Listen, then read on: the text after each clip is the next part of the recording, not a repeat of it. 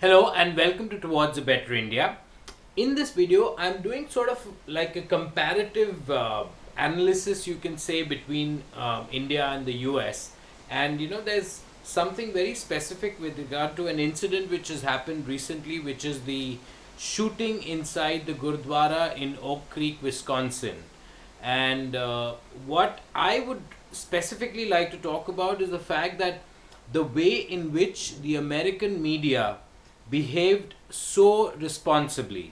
And where I am coming from is the coverage of the 2008 terrorist attacks in Mumbai, where the media in many ways played like a guiding force for the terrorists because they could see exactly what was going on, the way the NSG commandos were coming, where everybody was positioned, where even the people inside the hotel, the poor guests, where everybody was actually hidden, they could practically figure out everything.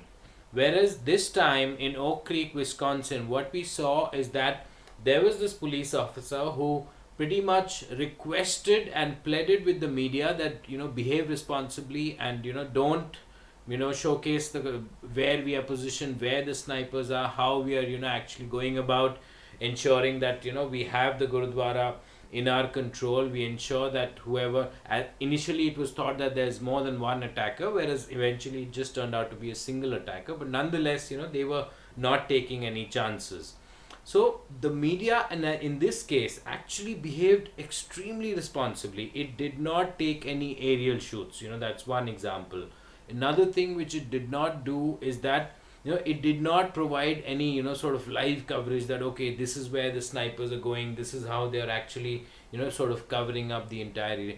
What if this was a much larger scale attack? What if there were many perpetrators?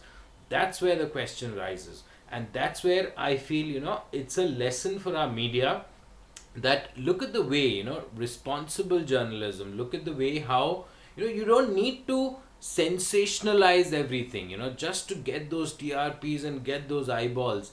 You don't always need to sensationalize things. You need to be very very responsible at every step. You need to be very and a certain ethic has to be there in your journalism. Another aspect which comes to my mind is during those same 2008 attacks, eventually when say some of the hostages were rescued, you just take your mic and literally thrust it in the face of the rescued individual. Poor soul, he or she has probably spent hours and stuck in a situation where he or she does not even know whether that person will actually be able to come out alive, and then immediately to have like a barrage of mics being thrust into that person that okay, tell us what was your experience, आपको कैसा लग रहा है, the standard question which we get to hear too often.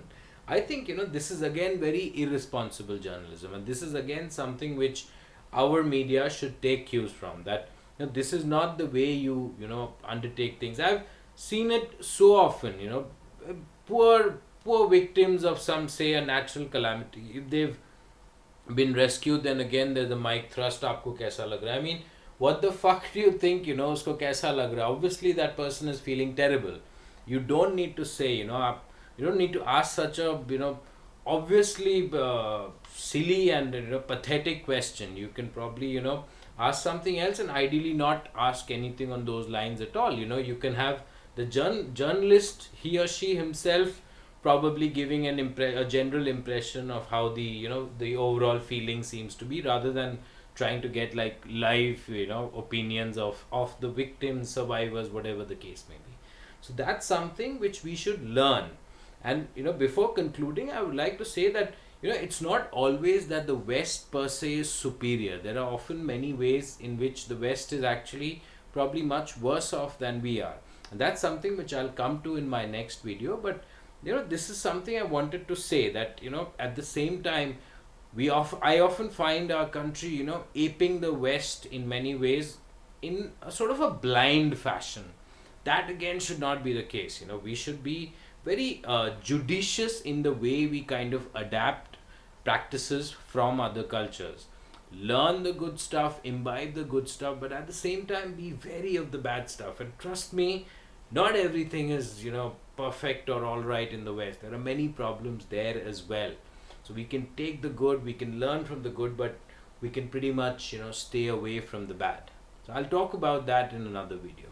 Cheers.